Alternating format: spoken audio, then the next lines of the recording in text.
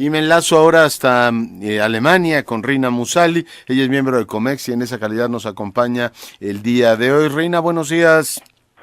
Hola Leonardo, muchos saludos a tu auditorio, ¿cómo estás? Bien, te mandamos un saludo hasta Alemania y bueno, pues escuchamos tu análisis, cómo viste las elecciones el día de ayer y por supuesto hacia dónde van las cosas. Cuéntanos, Reina. Sí, mira, ya con los resultados electorales en la mano me parece que hay muchas cosas que decir. Desde un principio queda claro que estas elecciones nunca se disputaron entre candidatos, sino más bien entre el juego de coaliciones, esta matemática electoral de alianzas y de esta posibilidad de socios de gobierno. Los sondeos desde un principio, Leonardo, si me lo permites comentar, daban por descontar una victoria de Angela Merkel y por ello su campaña al final se centró en empoderar la capacidad de voto de la coalición de gobierno, sobre todo la bancada liberal, que como tú habrás escuchado, tiene una caída trágica, estrepitosa. Es un partido político liberal que ha estado representado en el Bundestag, en el Parlamento Federal, desde 1949. Y desde el 2009 tenemos una votación del 14.6% y caen al 4.8%. ¡Qué barbaridad! Eso es muy importante porque quedan fuera del Bundestag, entonces pierden completamente visibilidad política. Oye, Reina, porque no superan el 5. ¿Ya es un hecho efectivamente que quedan fuera? Lo más seguro es que sí, parece ser que los resultados oficiales estarán hasta el 2 de octubre. Sí. Pero tenemos un 4.8%, ya casi con el 95% de las casillas escrutadas. Entonces, lo más posible, aquí ya en Alemania será un hecho de que la coalición gobernante de Merkel cae, o sea, no cae ella, pero sí cae su coalición. Y entonces estamos viendo una nueva correlación política de fuerzas en Alemania. Merkel podrá seguir siendo 4 años más al frente de su gobierno, pero pues no consigue la mayoría absoluta, se queda muy cerca. Como tú sabes, tenemos que tener 300 asientos para la mayoría absoluta y se llegan, más o menos a 297, 298 asientos. Y eso la obliga a formar gobierno. Y entonces se abren dos posibilidades. Reeditar la gran coalición del año 2005-2009, que fueron cuando se dio los principales partidos políticos, los tradicionales, que es la Unión Demócrata Cristiana, junto con su partido gemelo de Bavaria, con la socialdemocracia. Entonces, esto se puede reeditar, es muy posiblemente que será una negociación entre el conservadurismo de Merkel con la socialdemocracia, y más adelante también tenemos la posibilidad de tener a la Unión Demócrata Cristiana con los verdes.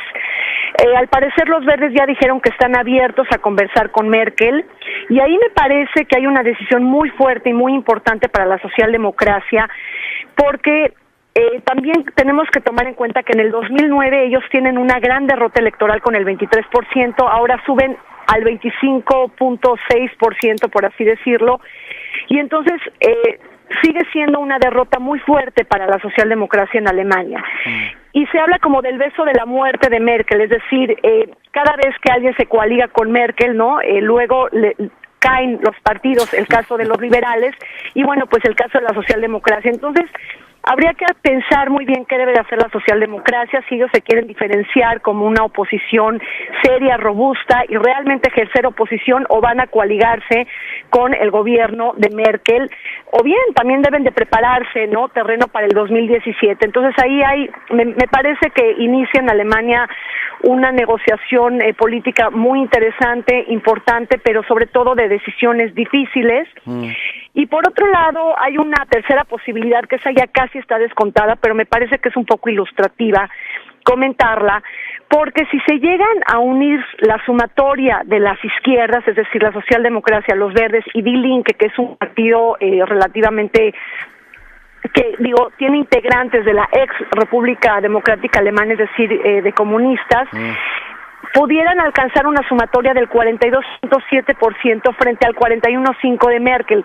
Eso es muy difícil que pase, y lo aclaro, porque la socialdemocracia no está dispuesta a negociar con una izquierda tan radical. Y ya lo han dicho, o sea, ya se da por descontado pero en algún momento se pensó que hasta la misma coalición gobernante de Merkel puede caer si superaba, ¿no?, este porcentaje de votos.